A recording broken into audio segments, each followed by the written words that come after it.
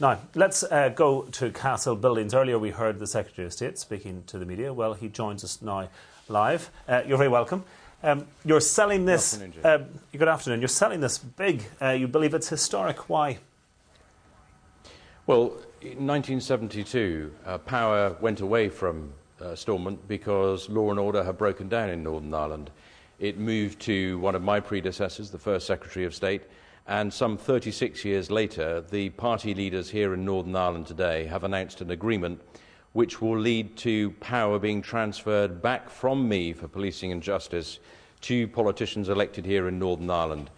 It's been 36 years in coming. I'm really glad that they've begun this process, and I wish it really well. Now, of course, you said recently that this had to be something sorted out between the parties themselves, and that, again, seems to give you some pleasure.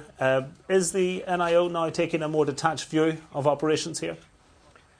Well, I think, as you know, the NIO has been very involved in the last 18 months in trying to do whatever we could to help the politicians here in Northern Ireland. But I was absolutely clear when I arrived back in the end of June of last year that the last piece of the jigsaw, as the Taoiseach has described it today, the announcement that's been made, had to be something which was produced by the political leaders here if it was going to endure. And I have huge respect for Reg, who I've just been listening to on your programme. But Reg, more than anyone, if he casts his mind back to the days when he was involved in politics here in 1998, knows that actually the importance of hope and bringing people together is actually what sustains the political process.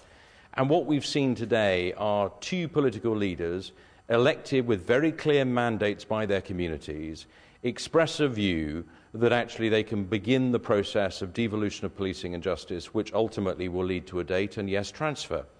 But we should actually have huge confidence. And when Reg very understandably points to some of the problems of the last few months, actually, yes, there have been problems. But the really interesting thing was, how were they resolved? And if you look at the parade that happened on the streets of Belfast 10 days ago, 2 weeks ago, what really will stand out in people's minds will be the memory of soldiers being able to march through the centre of Belfast, surrounded by 20, 30, 40,000 people on the streets of Belfast, and actually what might have been a situation 10 years ago, even if conceivably it could have happened, didn't result in violence. It resulted in children and men and women and families cheering and being supportive of the work those people have done in Afghanistan, in Kosovo and Iraq. So I actually would say, yes, there have been problems, but I'm confident that there is a maturity here that can deal with it, and no more so clear sign than those two political leaders today and the agreement that they announced. Secretary of State Mark Devonport here.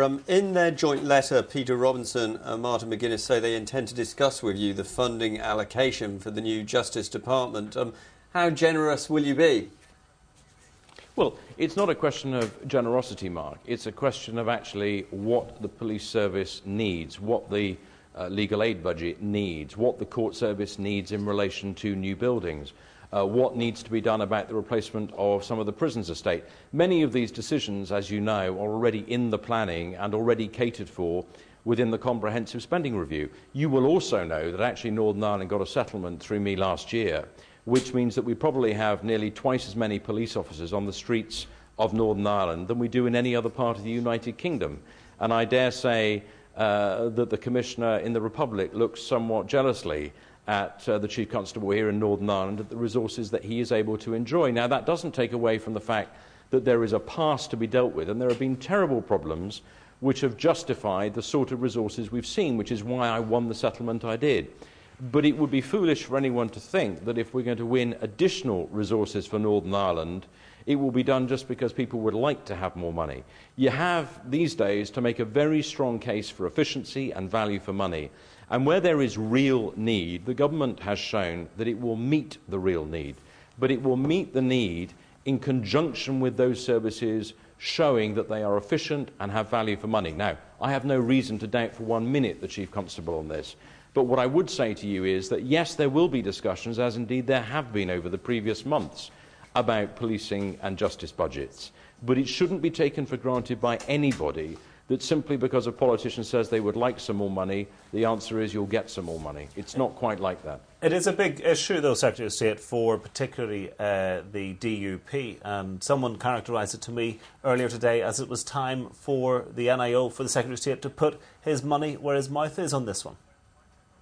Well, I think the answer to that is we've been putting our money where our mouth is for rather a long period of time.